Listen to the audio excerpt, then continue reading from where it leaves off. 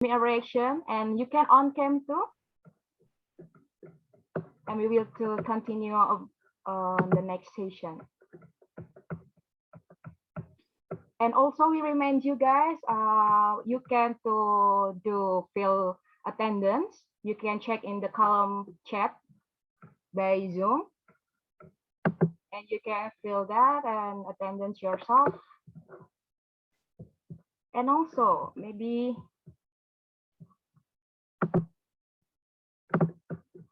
we want to invite Miss Debbie too. Are you there?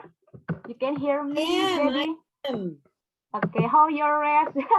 Maybe you get some food or water there. I bring my coffee with me, Coffee. So that's not, I think, make not sleepy, right? This is tough, you know, after snacks and yeah, break. Me too. I have like juice. This is the juice is yeah. It is from a fruit from Indonesia, I think. Pakel. Everyone know pakel. Pakel is like feels like orange juice. Yes. What kind of coffee do you have? Black with a bit of milk. Oh, with milk. Okay, coffee milk. Maybe Robusta or some kind you like it. Arabica is always the best. Arabica is always the best. For me, yeah. Yes. Okay. Now it's 11 and past 25. And we will to start it again. And please more concentration, because this is the last lecture series in this GGFOW 2021. So Miss Debbie, maybe the next session, the direct discussion, time is yours. Thank you, Dita. So welcome back, everyone, to the lecture series of Global Competence and the Future of Work's Virtual Mobility Program. I believe everyone has benefited from the short break and now bringing the new energy to the last segment. Please be well informed that the housekeeping rules stay the same. We will keep your microphone off during the presentation just to avoid any unexpected noises. Instead, we invite you to join us with your camera on. A special reminder for the students, please rename yourself to group number and then your name and then your university name, just to make the breakout rooms after this segment run smoothly. Okay, and please be mindful that this session is still recorded for documentation and evaluation purposes. So please be civil in language, conduct, and dressing. Now, please join me to welcome our next speaker, Mr. Virgo Clemente Lopez from Pan Pacific University in the Philippines. Mr. Lopez serves as the Dean of the School of Education and Arts at Pan Pacific University. He is a registered nurse and a licensed educator. He has international engagements as a speaker and trainer in Indonesia and Thailand.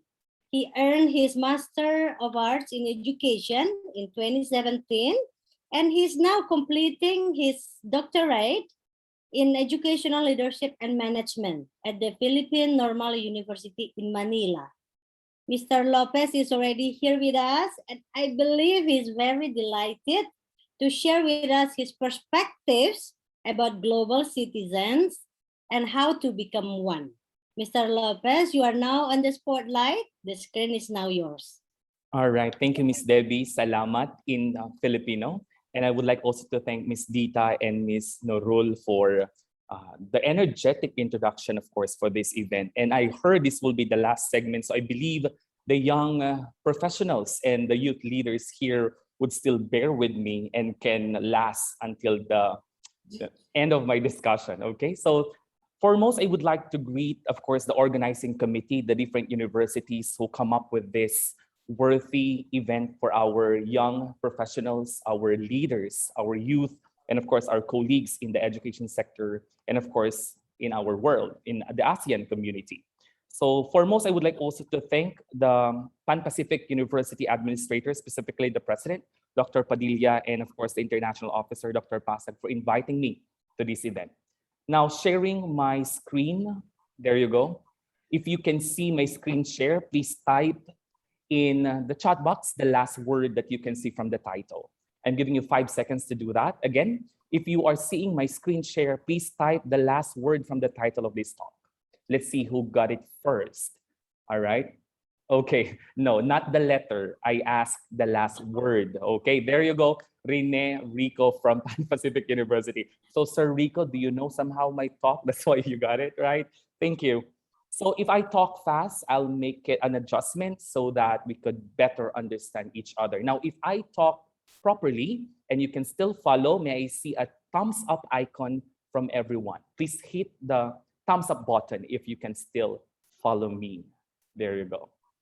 Okay, so thank you. Now, for this session or for this sharing, I would like to share with you two main points that I hope to finish on time, the given 15 minutes. Number one is to contextualize global citizenship. So you would somehow think, is there a passport? Is there a country that is somehow covering the entire world for us to apply so that we can say that we are global citizens?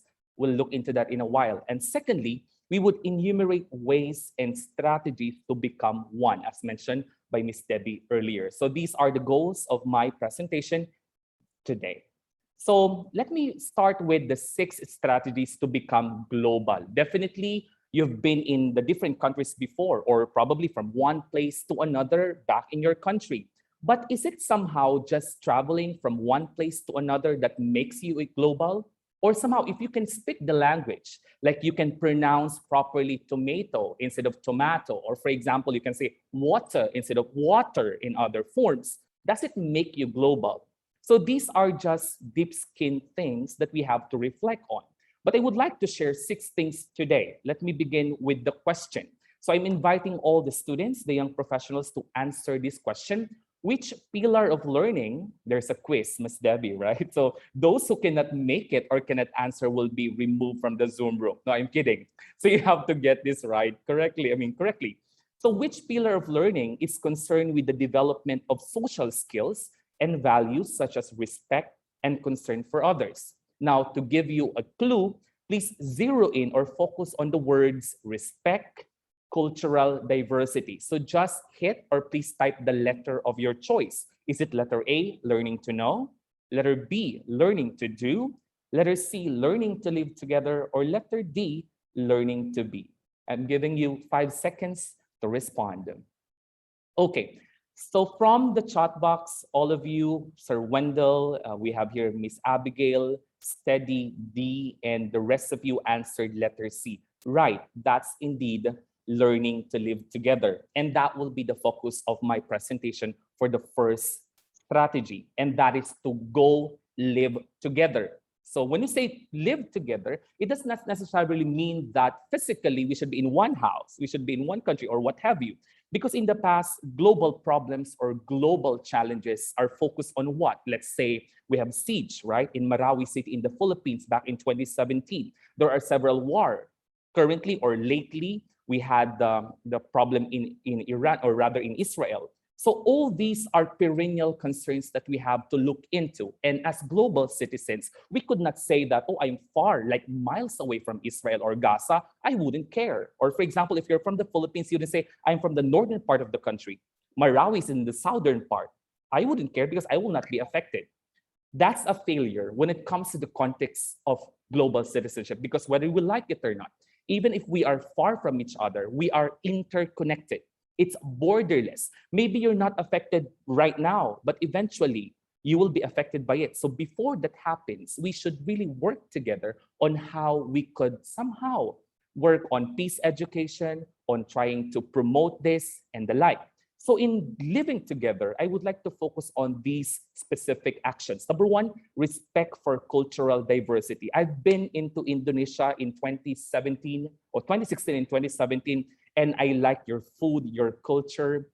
Actually, if I go to Mindanao in the Philippines, the culture is not that different from Indonesia. Or for example, in Thailand, the busy streets, for example, of the cities are like, for example, the busy streets in Manila or in the metro. So all of these things can be seen as similarities.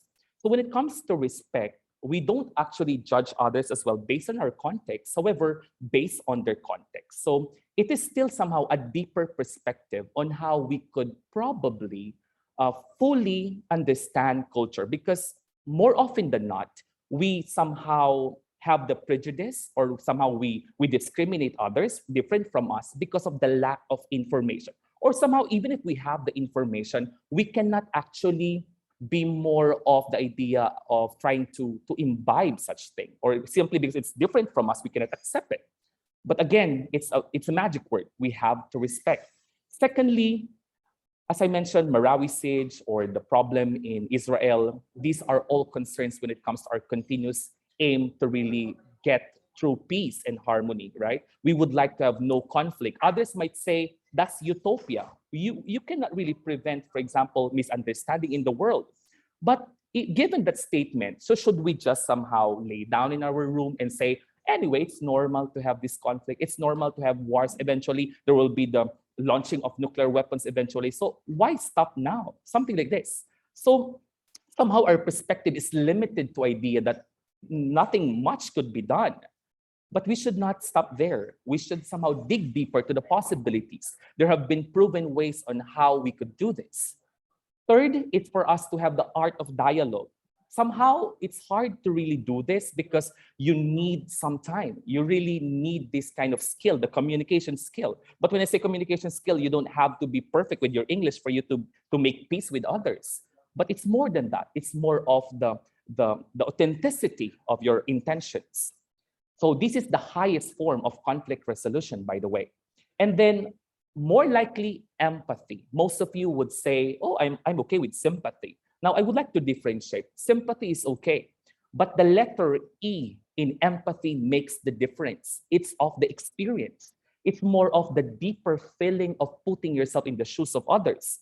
So for example, there's a mother who just gave birth. Definitely you cannot empathize if you're a man, right? So you cannot somehow experience of the process of giving birth for you to be able to empathize. But the point here is that the deeper understanding of the feelings of others so that you could understand and you could show this emotion of support. And this is still a challenge to everyone because again, apathy rules more often than not. Like, it's not my problem. I'm not affected. So why care? So again, as young professionals, as youth leaders, I think we should continuously cultivate this thing, empathy. Okay, so that's for the first part. The second strategy that I would like to share would be looking for lifelong learning opportunities, because some of us, you're in college, right? Or most of you are graduating, or probably you have already graduated. But as educators, or for example, as professionals, we don't stop learning. It doesn't mean that you have already your master's degree, you have already your PhD degrees, and then you stop. Because as they say, there's a saying, a teacher, for example, is a forever student. So we continuously learn, we continuously build ourselves, we continuously widen our horizon. And to do that, these are the ways. Number one would be training and development, such as this. You're lucky because not everyone could have this platform for them to attend to. I'm seeing right now 120 participants. Now, if you less, for example, the working committee, let's say you're 100, but how many people around the world would like to have the same opportunity to really engage, to share their ideas or to learn from this engagement? So not everyone can do that. However, if you're going to reflect from this session, and then, for example, you're 100, and you start to share this thought or what have you learned from this engagement to 2, to 3, for 4 people, and it becomes a multiplier effect, right? So we don't necessarily need to start big. From these 100 participants, from all the learnings from the 3-day seminar, and from sharing, for example, the perspective from this event, we could multiply and we could somehow get more people to help us out when it comes to our advocacies, when it comes to our programs and projects back in our home, right? For the benefit of humankind. Next one is to really push through with your postgraduate studies. Now, you would be asking me, it's too expensive, correct? Because you have to spend lots of money. But take note, there are already universities or let's say institutions that give scholarship or, for example, exchange programs from one country to another. We just have to explore. We just have to search. The only problem somehow would be our intentions. So if the opportunity is there, do we grab it? Or at the back of our minds, we say, oh, it's difficult. I need to live abroad. But in the context right now, in the setup that in the fingertips, in your digital, as they mentioned, in the comfort of your homes, you can already engage in postgraduate studies, even at the other side of the world. So you just have to grab the opportunity provided. And finally, we have the culture and language exchange program. I'm teaching currently in an online platform. I'm teaching Chinese. Now, probably you would be telling me, you're Filipino. There's a problem with the Chinese, right, when it comes to the West Philippine Sea. These things could be set aside because that's highly political. But in the context of exchanging culture or language, for example, by the main part of me teaching them English, and in a way for them teaching me Chinese, that's win-win at the end of the day. If I'm not mistaken, years ago, there was this platform in social media where you can connect with people from the other side of the world. You just need to have the requirements like, what language do you want to learn? For example, you want to learn Spanish. And then in Spain, there's this person who would like to learn Bahasa, for example. Then you will be connected. And then from there, the culture enrichment and the language proficiency will be facilitated. What else? If you're Japanese and if you want to learn French, then you will be connected to a French who wants to learn Japanese. So these kinds of opportunities, we just need to really maximize them. So that's number two, look for lifelong learning opportunities because again, we cannot share what we don't have, right?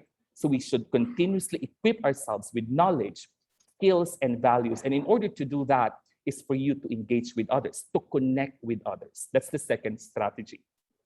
For the third one is to overcome challenges ahead. Our world is not perfect at the end of the day, right? Even probably you are in a happy family, conflict will be inevitable, problems would be somehow cannot be prevented. So challenges are just around the corner, right and left. Whether you are in America, for example, or other developed countries, there are still challenges. So what we can do is to equip ourselves with the skills and competencies to face them, right? So how do we do that?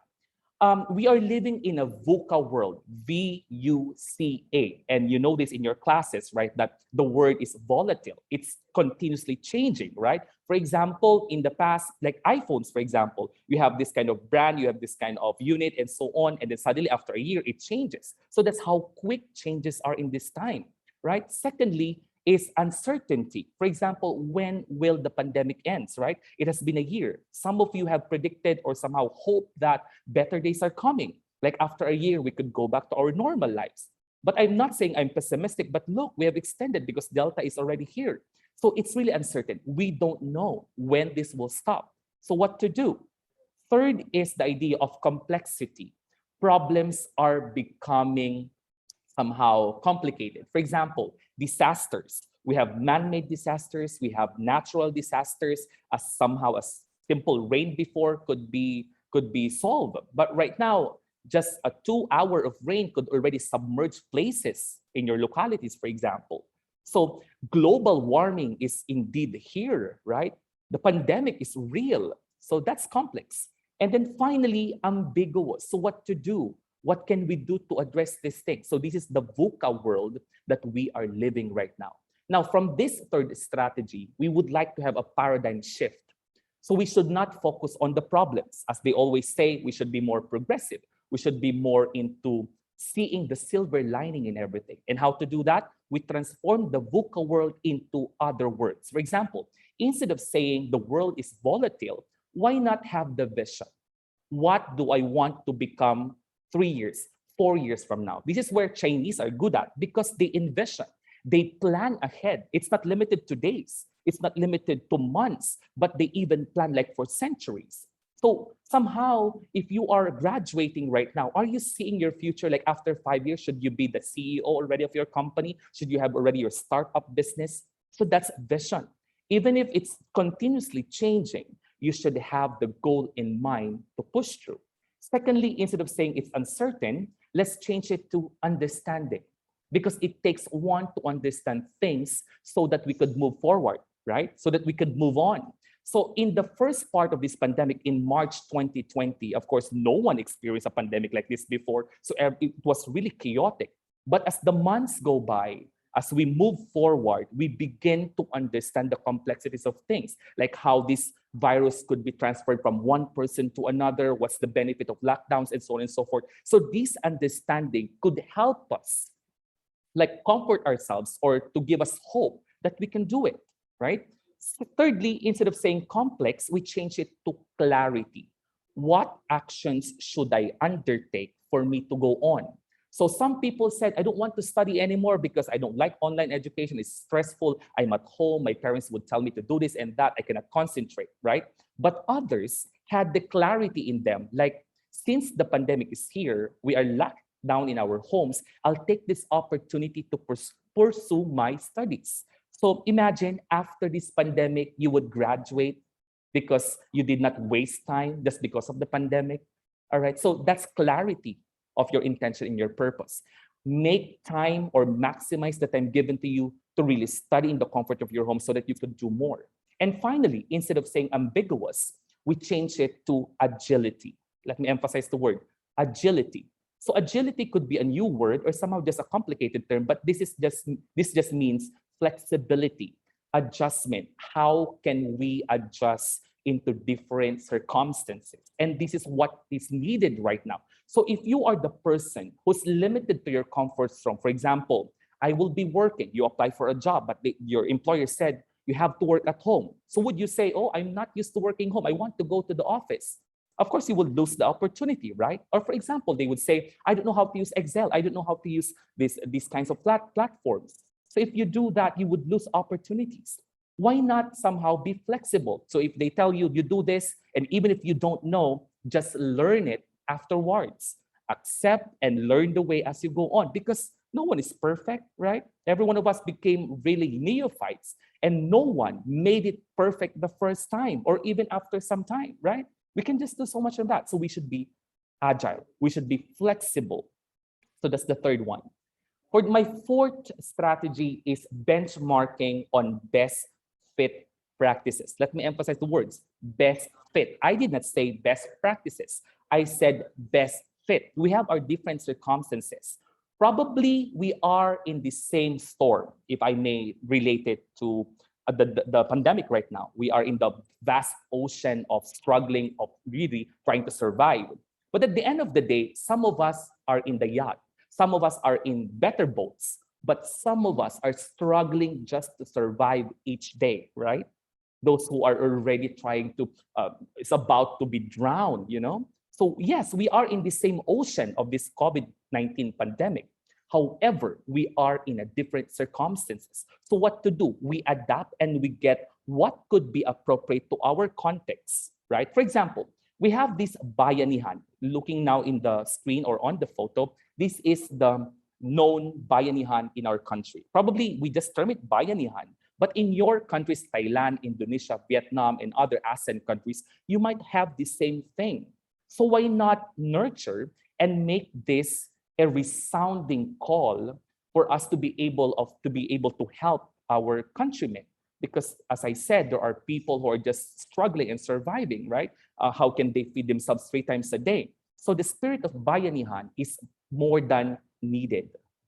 So reinforce positive traits. This is what we share as a community, as one region in the ASEAN. We have this regard for others. Even if you like it or not, once you see someone like an old man trying to cross the street and another young guy trying to help him cross the street, it makes you feel good, right? I don't know if you've felt that. Or for example, if you've seen someone helping another one, that just makes you feel good. And that's humanity. If you're seeing someone helping others, that makes you feel good. How much more if you do it yourself? And if you replicate that kind of perspective or that kind of action. So we should always regard for others or be concerned of others. Secondly, family-centeredness, right? In the ASEAN community, we could be left by our friends, let's say our girlfriends or boyfriends, but it would be our family that would stay with us, right? So this is the thing that we should somehow share to the world, that the family, everything starts with the family, the values, for example, the sharing of culture. That's why in the future, the young professionals here, if you're single, then make it sure that once you have your family soon, please, this is a call, this is an appeal, right? Create a family that could contribute to the betterment of this world. We have already a lot of problems. So why not raise a child that could have the perspective of, understanding different cultures, that could be someone who could contribute to the problems that we have this time. Third would be hospitality. Whether you like it or not, if you go from one place to another, in Indonesia, I was there, and really, right? All the new things would be brought out, like all the good food would be prepared just for you to be entertained, just for you to be welcome. And that's just wonderful. And this is really specific to the ASEAN community. And if we do this, this is the start of friendship. This is start of really having a good partnership with others. Fourth is the sense of humor, right? So we could see pictures on the streets. For example, there's already like flood in Metro Manila, but you would see kids like swimming in the flood, right? Or for example, they're already on the top of the roof, but they're still smiling. This is something that shows that how resilient we are, right? And as an ASEAN community, we could also share this to our counterpart. And then faith and religiosity. Of course, whether you are in one religious group or not, this is something that we hold on. Mind you, depression, anxiety are the prevailing enemies at this point. And if you have the faith, whether you believe in Allah or to Jesus Christ or to God or to anyone supreme than every one of us, that is the thing that would make you really survive the next days and months in your life, right? To hold on to that faith. And as global citizens, we should share this to others, especially those who are already losing hope. Like, okay, probably I would just want to die of COVID because there's no hope anyway. I lost my job, and so on and so forth. Okay, so it's the faith that makes you grounded.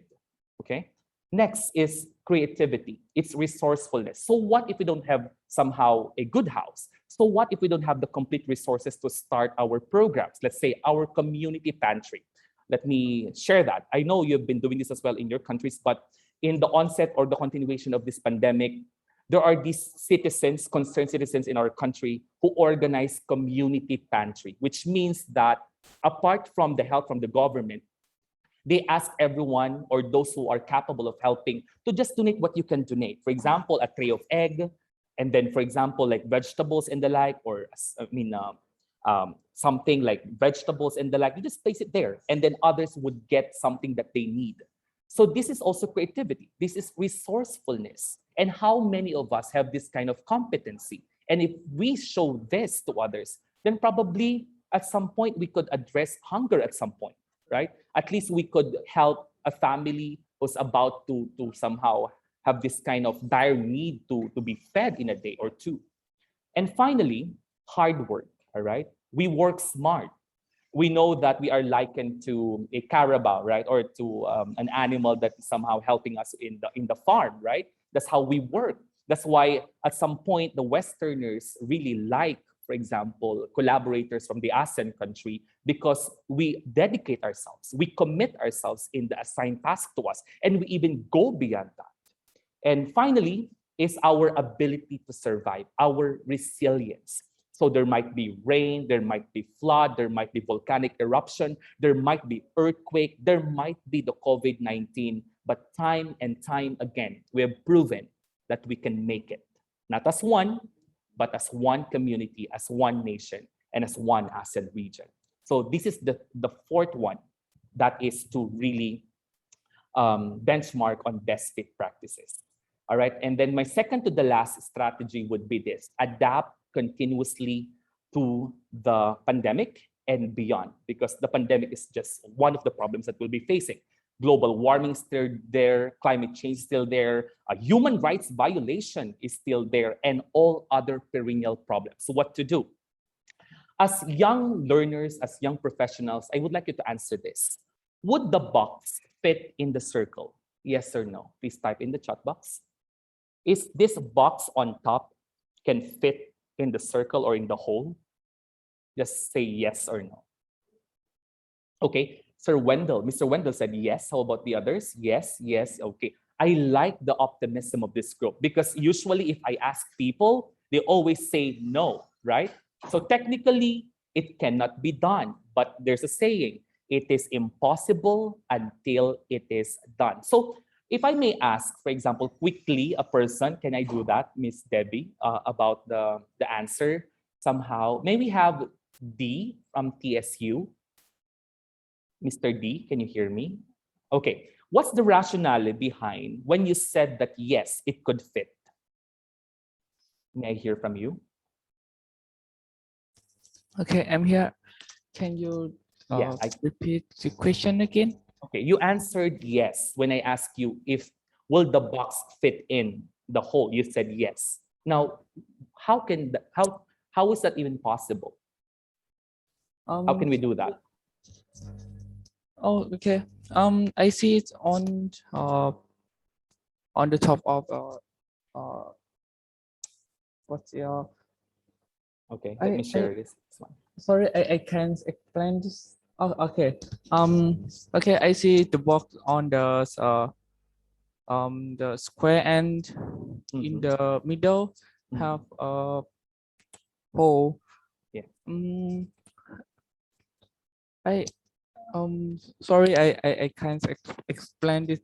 Okay, probably I'll help you out. That's fine. It's okay. So I like your answer when you said yes, because the box could fit in, probably because not of the size, not of the shape, but because of its component. What is it made of? Probably it's not somehow solid, correct? It could be compressed, right? So we should have to ask ourselves what we are made of. So we are like this box on top that we are fitting in a society or in a global village that we say, oh, I have to have bigger eyes for me to become beautiful in Korea, for example. I have to be have the fair skin for me to be like the other stars in Hollywood, for example. So these kinds of perspectives. So because of that, we try to fit in, even if we cannot, because we are not like that.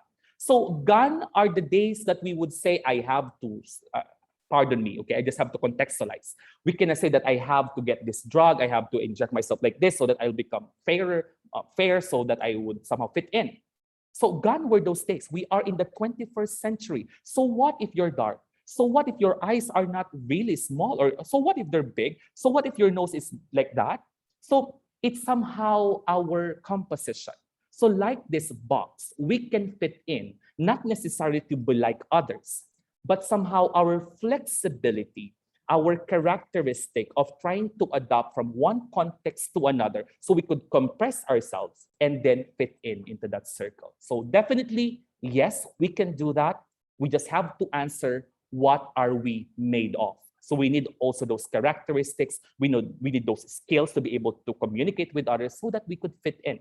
So that's the fifth strategy. You fit in because, not because of your somehow your size or your physical appearance, but what are you made of? All right. So we have to reflect on that deeper. So in order to do that, I would like to feature the millennials. So if there's Generation Z here or other generation like baby boomers, okay, I'm not trying to say that the millennials are the best generation, but since most of the, let's say, participants here are millennials, including myself, I would like to benchmark and focus on our characteristics as millennials. First, we millennials demand social good, right? So you notice in social media, if you see, for example, good things, you heart, correct? You share, but also extreme, correct? For example, there's one bashing another. We really participate. In the context of the Philippines with Apo Wang, or the concern, the culture of the tattoo, this woman from Kalinga, who is an expert in tattooing, has a problem with, of course, Nas Daily, a vlogger, right? A popular vlogger. But then Filipinos and other people are somehow engaging with this concern, right? So because somehow we demand social good, we would like to portray good things in others and within us, right? Second is we have this idea, or we have this characteristic that we want immediately things, right? We want instant gratification. That is why you notice If you're playing ML or other mobile games, if there is an intermittent concern with your internet, you easily get annoyed. Yeah, right? May I see what icon can I see? Okay, let's see. Any icon will do. Just show me an icon if you agree that if there's a problem with the internet connection, you get irritated and yeah, you become angry at some point. Because we want instant gratification. We want things to be done immediately. So that's our characteristic. Now, third, we somehow have this growing and moving target. We change priorities, correct? For today, I want this food. The next day, you want another. So we get fed up easily, right? So that's also a concern. I'm not saying generally, but most of us. Next one, millennials somehow are idealists, especially if you're a newly graduate, you would like to change the world. I want things to be perfect. I would like to help the poor. I would like to be the best version of myself. That's idealist, right? But if you already go to the institution and you see, for example, the concerns, you start to say, oh, it's hard. I can just do so much. I will just change myself first. So that's being realist, correct?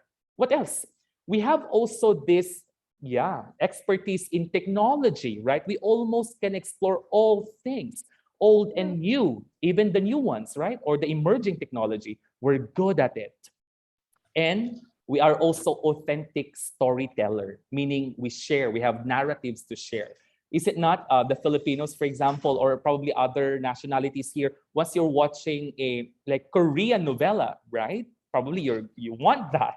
Isn't it that if you are watching it with your friends, after watching, you still talk about the story, like, you know what, like this, oh, like this, or oppa, like this. You are good storytellers. So imagine if you can use this characteristic to tell others, to influence them with what is good somehow that could be done, using your social media to help others, to help you with your programs back in your country, to help for those people in need. Imagine the impact. And then finally would be, we have this thing YOLO, correct? You always say that YOLO, you only live once, right? I don't think so. You only die once, right? But you live daily until you die. So this is something to do with doing the things that you can already do. And millennials somehow have that kind of characteristic. So as you notice, this feature of millennials could be summarized into the word. Please unmute and say the word, the first letters. What word can you create all together?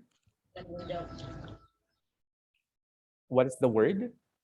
Okay, may I call on, okay, let's call people. Miss Marga. Yeah, digital. That was already answered. So we are the digital natives. So we should contribute this kind of set of characteristics or competencies to the world for us to be able to become global citizens, right? And then the last one, the last strategy that I would like to share would be living life to the fullest through service. Okay, please mute. Thank you. Okay. Thank you. Okay, so again, living life to the fullest somehow is like difficult to achieve, right? Because of the challenges that we're facing right now. But if we put ourselves in the service of others, like the altruism, that word, altruism, it is nicer and it is more wonderful to help without expecting anything in return. Like, have you tried that time wherein you volunteer on a tree planting activity, and after the tree planting activity, you felt good? Or for example, you didn't have intention of going to the feeding program, your friend just called you, and then after seeing the smiles of the children, you felt like, oh, I want to do this again. I want to do more of this. And that's the thing that we would like to do among young professionals like you, or learners like you, or would-be professionals someday, or would-be global citizens, to be of service to others. Because at the end of the day, so what if you're an engineer? So what if you're the best speaker? So what if you're the best nurse? If you don't use this profession to help mankind, then it would be useless, okay? So let me go on with the things.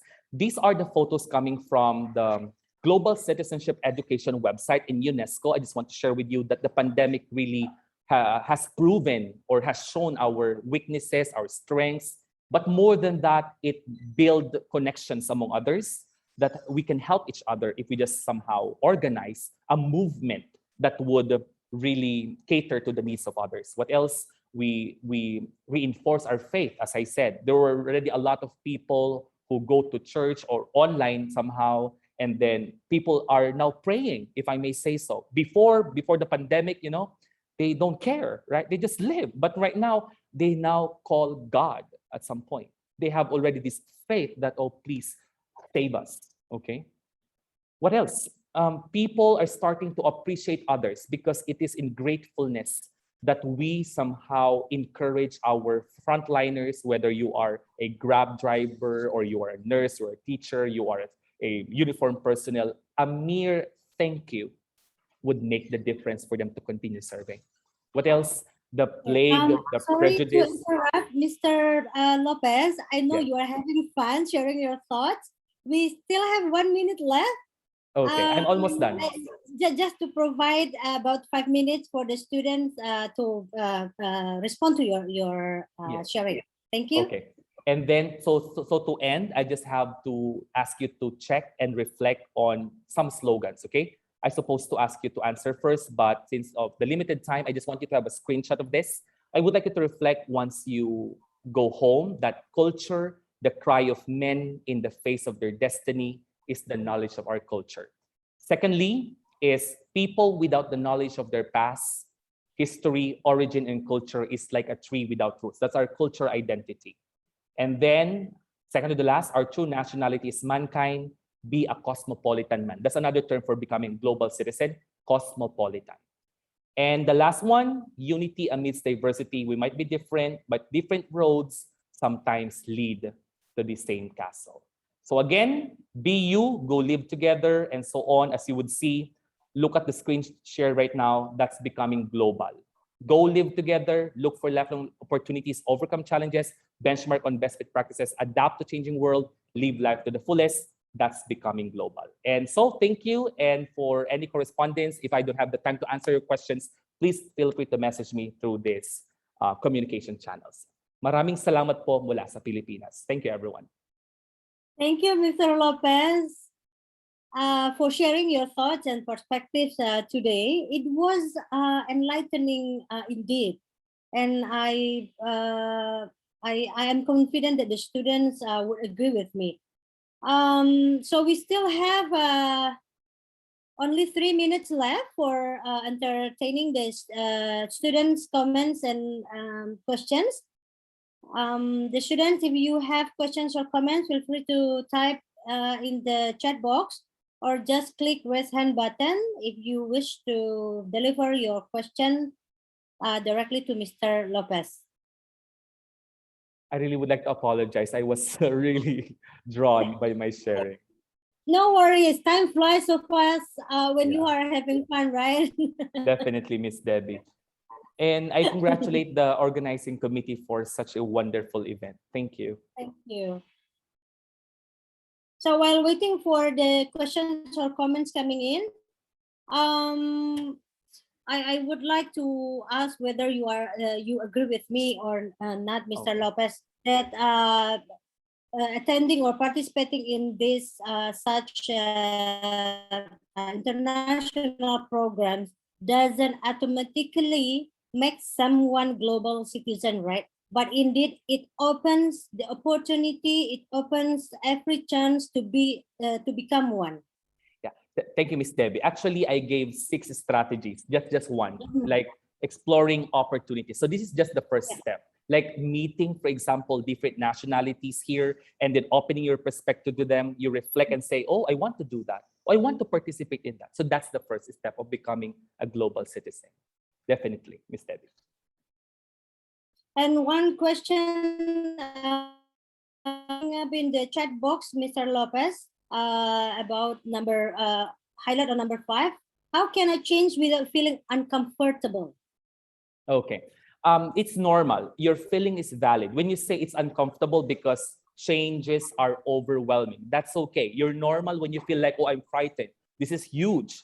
But then after that, you have to dig deeper. So will you just somehow limit yourself to that feeling of being frightened because of that change? So you have to accustom yourself that after feeling that is to overcome that feeling that, oh, wait, I have something to do. What about exploring this strategy? And you would somehow be surprised that at the end of that, you would say, oh, I can do it.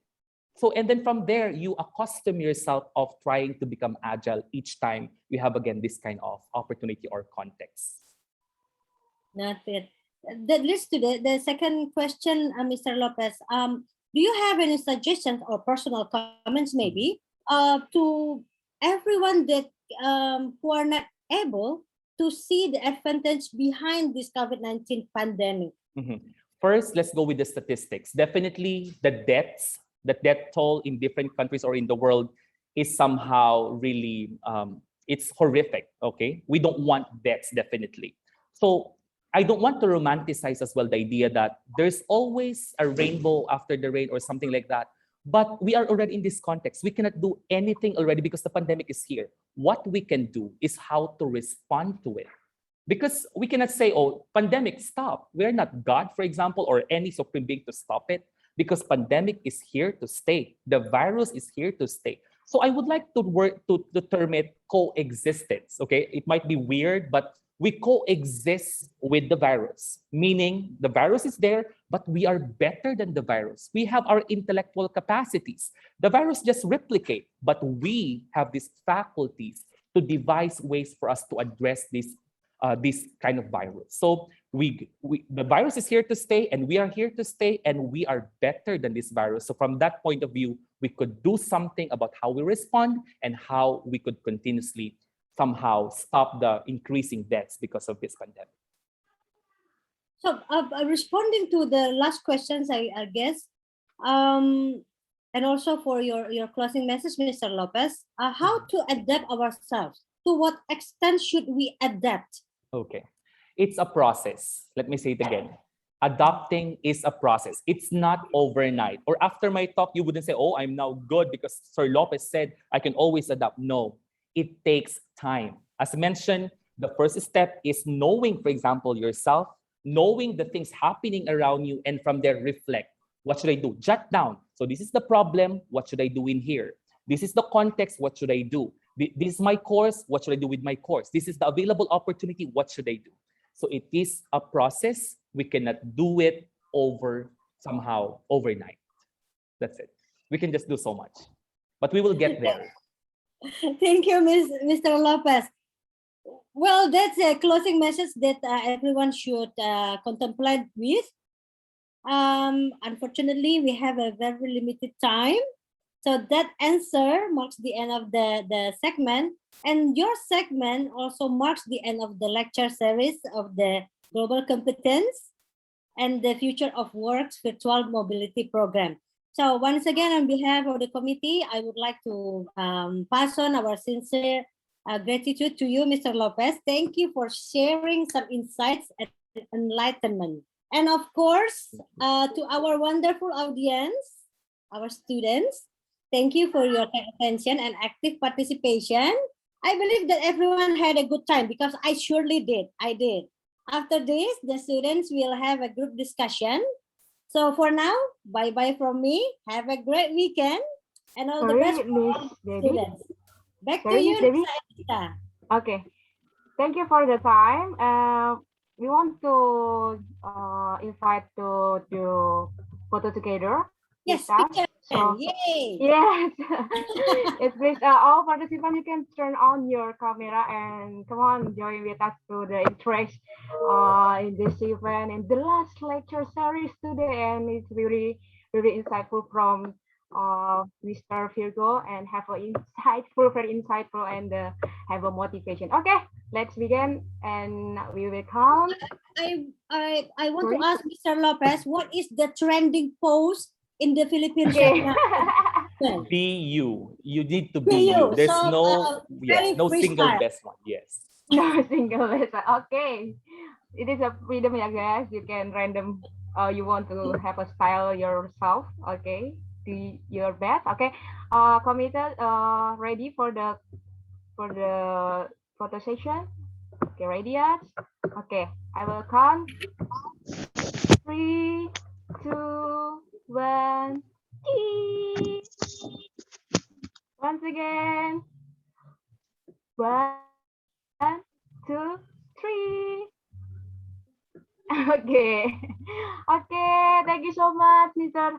Virgo and Miss Debbie and also Miss Rukmo to join with us in this session. Will be the last session in the lecture series, and also all participants still join with us and have many interested in the section.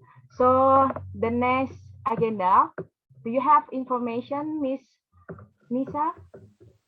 Yes, absolutely. I'm so grateful for today's session. I'm so grateful for this opportunity to listen and know a lot of material and outstanding speakers today. So the next agenda will be focus group discussion. To all participants, you might want to join the breakout rooms with your buddy to discuss anything from the topic today.